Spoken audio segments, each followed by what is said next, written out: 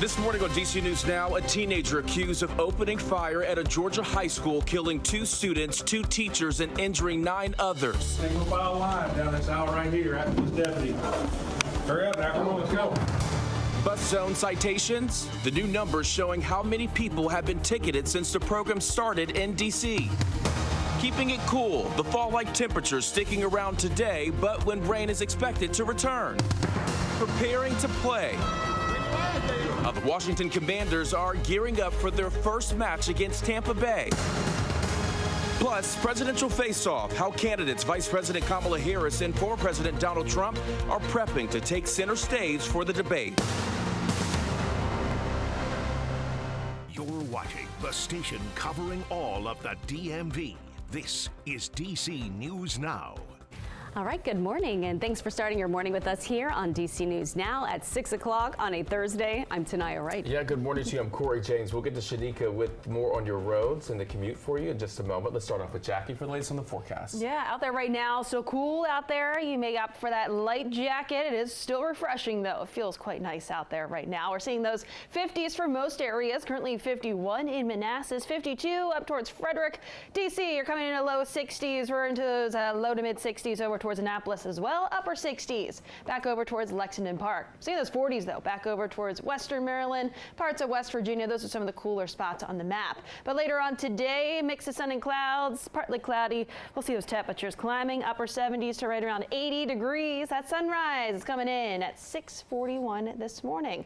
So we're about 40 minutes away from sunrise. Right around 80 today, increasing clouds tomorrow, muggy too, and then still right around 80 Saturday, but we're tracking more rain. Latest details on that coming up. Shanika, what do you see on the roads? All right, we're heading out to Washington County, Hagerstown. This is 70 heading east and west right near Maryland 66. Heading eastbound, we had a crash. That was a single vehicle crash. They moved that to the right, so you should be all good to go. I'm not seeing any red spots on the map. Let's look at the maps, actually, so I can show you what I'm talking about here. So this is where that crash was, and you're all green, so that is a good sign. You're good to go past that crash. Overall, though, things are looking smooth, even with maybe a work zone or some sort of disabled vehicle on the Capitol Beltway out of Northern Virginia. Other than that, you're looking good to go. Shanika, thank you. Developing now tragedy in Georgia after officials say a 14-year-old boy opens fire at his high school yesterday, killing 2 students, 2 teachers, and injuring nearly a dozen others. Police say the 14-year-old shooter is being charged as an adult with murder. Now the shooter is in jail and will be taken to a regional youth detention facility later today. This all happened about an hour outside of Atlanta. One student at the school says she was in band class when she heard the shots. Said get in the uniform room. I just I don't know, I kind of turned off for a second and I just got all shaky and I got really scared. So I got in there, I just kind of started crying and I was in there praying and it was a lot. Now, this was among the latest of dozens of school shootings across the country in recent years as parents and children adapt to regular active shooter drills that are happening in the classroom. All right, well, a trial is set to begin today in the case of 2 teen girls charged in the murder of a D.C. man. Yeah, the 2 teens are charged in the death of 64-year-old Reggie Brown. DC News Now's Tosin Fakile is live this morning at D.C. Superior Court. And Tosin, we're about 3 hours away from the start of this trial. Yeah, Corey, that's right. Good morning. That trial is set to begin at about 9:45 this morning, and we're looking and hoping to learn a lot more details in this case, especially after prosecutors and defense lawyers argued over several motions on Tuesday. Now, 5 teenagers were initially charged in this case. They are accused of attacking 64-year-old Reggie Brown along Georgia Avenue Northwest, allegedly kicking and beating him to death, an attack that was supposedly caught on camera. Now, the argument in court on Tuesday was about suppressing identifications from witnesses in this case, but most of the arguments centered over motions to suppress statements made by the 14-year-old girl. Her defense team argued that she made incriminating statements to detectives last fall when she was just 13 years old. Prosecutors say the interview wasn't coercive and said she wasn't in custody and she made those statements voluntarily. There's a lot of information still to be discovered in this case, and like I said, that court hearings trial set to begin at 9:45 this morning. Stay with DC News Now on air and online. We'll bring you the latest of what comes out of that courtroom right behind me. But for now, we're live in the district. I'm Tosin Fakile. Back to you. Thank you, Tosin. The Manassas man accused of concealing his wife's dead body is due back in court this morning. Naresh Bhatt is set to face a judge at 10 o'clock. He was arrested exactly 2 weeks ago, more than 3 weeks after his wife, Mamta Kafli Bhatt, had been reported missing. Mamta is still classified as a missing person. Police say her body still not been found. Friends and officials say they do not believe she is still alive. Prosecutors allege Naresh killed Mamta in the couple's home and hid the body. Following today's appearance, Naresh is also set to face a grand jury in early October. And D.C. police are investigating a deadly pedestrian hit and run that happened in Southeast. Officials say this happened at about 9 o'clock last night near 22nd and Minnesota Avenue. An adult man, we're told, was the victim and died at the scene. Officials are now searching for the vehicle. And this morning, D.C. police want you to take a good look at these new pictures of the suspect accused of tossing a gun into a storm drain that accidentally killed an officer, Inspector Wayne David, last week. Police say this is 27-year-old Tyrell Bailey. He's about 5'7" and 180 pounds. Police say he has a full-length tattoo on both arms as well. Now, officers say Bailey took off jumping on a random motorcycle on 295.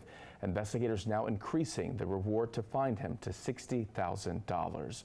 An update in last weekend's deadly shooting involving 2 D.C. police officers. Police say body camera video is not going to be released. According to the department, 26-year-old Justin Robinson's family decided to not make the footage public. It is not known why that decision was made. The city is releasing, though, the name of the 2 officers involved. They say Vaso Mateus and Brian Gilchrist fired their guns. They have been placed on administrative leave during the investigation. And a Washington Commanders employee facing a suspension after making derogatory comments about the team's fans and players. O'Keefe Media Group released a video of Commanders VP Rael Entine making those comments while on a date with one of their employees. In the video, Entine says that the fans were, quote, high school educated alcoholics and called them mouth breathers. One fan we spoke with says the comments are hurtful. Fans that are doing good. I mean, I raised with my group of other Commanders fans in the parking lot last year, nearly $10,000 for breast cancer. In a statement, the Commanders say the language used in the video runs counter to our values of the organization.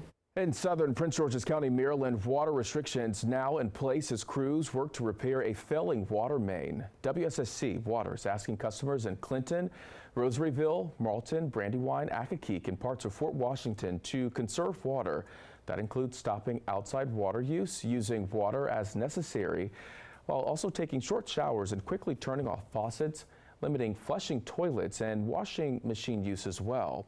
Now, crews are starting work this morning and repairs could finish in 3 days. Restrictions could end when the water system returns to normal.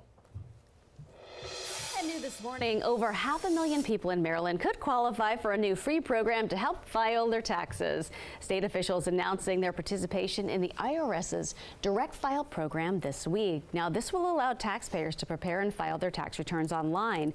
Eligibility qualifications for the program not yet finalized, but about 700,000 people in the state could qualify for this. Officials say the program will help people with simple tax returns save time on paperwork and get their refunds faster. All right, Loudoun County officials praising a decision to reject a toll increase on the Dulles Greenway. The State Corporation Commission denying the request from the toll road operator yesterday. Now, the operator proposal would have increased tolls for most cars to $8.10 during rush hours and $6.40 during off hours. The SSC says this rate increase would not be reasonable for Virginia drivers or anyone driving in Virginia and would discourage people from using the Greenway. Loudoun County officials also believe this would have impacted taxpayers as public roads would have to be expanded to make space for more cars. Tonight, the State Corporate Commission is hosting a public hearing on an underground power lines project in Loudoun County. The proposed project would add high voltage lines to 3 miles of Route 7. Those in favor of the project say underground power lines will protect property values and historical sites in the area. Advocates also say the new lines are needed to support data center growth. The hearing starts at 5:30 at Belmont Ridge Middle School in Leesburg tonight.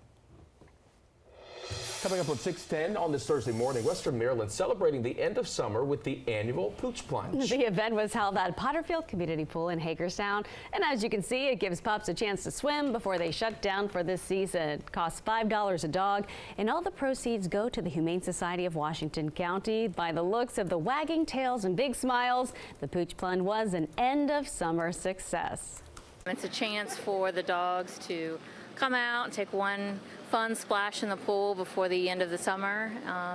Owners love it, dogs love it, and we have a great time watching them. There's another Pooch Plunge tomorrow. This one will be at the Martin Snook Community Pool from 4 to 9. Meantime, some DC pools also allowing dogs to swim this weekend. Pups can make a splash at Langdon Pool, Francis Pool, Ridge Road Pool, or Upshur Pool. The event is Saturday from 11 to 4. It is free, but owners do need to register. All dogs must have a DC Department of Health issued dog license and a tag. All right, 6:10 now on a Thursday. A man charged with filming and taking inappropriate photos of children. Yeah, the allegations against the after-school program worker in Virginia. Plus, new details on last month's deadly home explosion in Maryland. First, we are taking a live look outside. Jackie, another cool start to the morning. Yeah, feeling like fall out there again this morning. The light jacket, you'll probably need that before you step out. Many areas are starting off in those lower 50s right now. Later on today, highs will be near 80 and our mix of sun and clouds, but tomorrow will feel a bit more on the muggy side. More details, looking towards the rest of that 7-day, all right after the break.